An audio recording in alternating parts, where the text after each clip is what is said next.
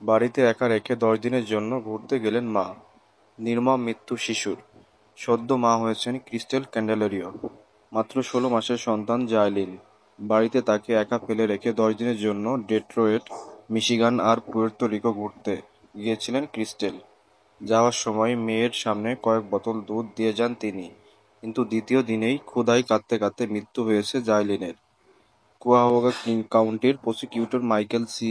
O'Malley 2023 সালের June মাসে 16 মাসের মেয়ে জাইলিন ক্যান্ডেলারিওকে হত্যার দায়ে গত সোমবার 18 মার্চ মা ক্রিস্টেল ক্যান্ডেলারিওকে দোষী সাব্যস্ত করেছেন। ক্রিস্টেলের যাবজ্জীবন জেল হয়েছে, বাকি জীবনটা কারাগারেই কাটাতে হবে তাকে। ক্রিস্টেলের প্রতিবেশীরা বলেছেন উচিত শাস্তি হয়েছে। সহকারী কুয়াহোগা কাউন্টি প্রসিকিউটর আনা ফারাগ্লিয়া 6 জুন ক্যান্ডেলারিয়াকে তার স্যুটকেস নিয়ে বের হয়ে 16 জন বাড়িতে ফিরে আসার ভিডিও দেখান আদালতে। 10 দিন পর বাড়ি ফিরে দেখেন মেয়ে নড়াচড়া করছে না। সঙ্গে 911-এ ফোন করেন ক্যান্ডেলারিও। চিকিৎসকরা আসেন। তারা জেলিনকে পরীক্ষা করে জানান মেয়ে মারা গেছে। ময়নাতদন্তের রিপোর্টে জানা যায় মৃত্যুর কারণ ডিহাইড্রেশন এবং অনাহার।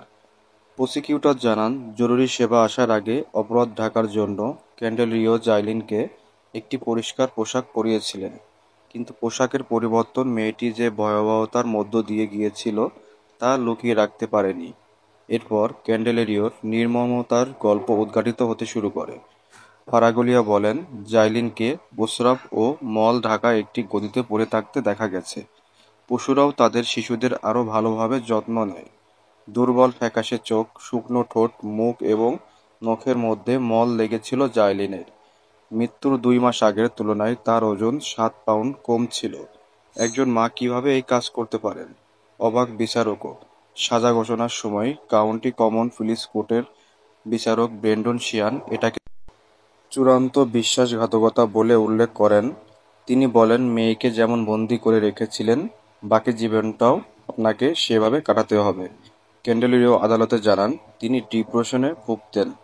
কৃতকর্মের জন্য অনুশোচনাও প্রকাশ করেন। তবে বিচারক শেষ পর্যন্ত কোনো প্যারোল ছাড়াই যাবজ্জীবন কারাদণ্ডের নির্দেশ দেন। সাজা ঘোষণার পর প্রসিকিউটর ও'ম্যালি এবং ক্লিভল্যান্ড ডিভিশনের পুলিশ প্রধান ডরোথি টড মর্মান্তিক মৃত্যুর জন্য শোক প্রকাশ করেন। পাশাপাশি তিনি জানান এই ধরনের ঘটনায় দোষীদের কড়া শাস্তির সব রকম ব্যবস্থা করবেন তারা। বিচারকও ম্যালিওকে মায়ের অকল্পনীয় স্বার্থপরতা আখ্যা দেন। তিনি বলেন পিতামাতার দায়িত্বের অবহেলা করলে কি ভয়ঙ্কর পরিণতি হতে পারে এটা তার উদাহরণ। পাশাপাশি কোনো কঠিন শাস্তি শিশু জাইলিনকে ফিরিয়ে আনতে পারবে না বলেও দুঃখ প্রকাশ করেন তিনি। তো বন্ধুরা, ভিডিওটা আপনারা শেয়ার করে রাখুন যাতে কোনো মা এমন কাজটা তার মেয়ের সাথে না করতে পারে।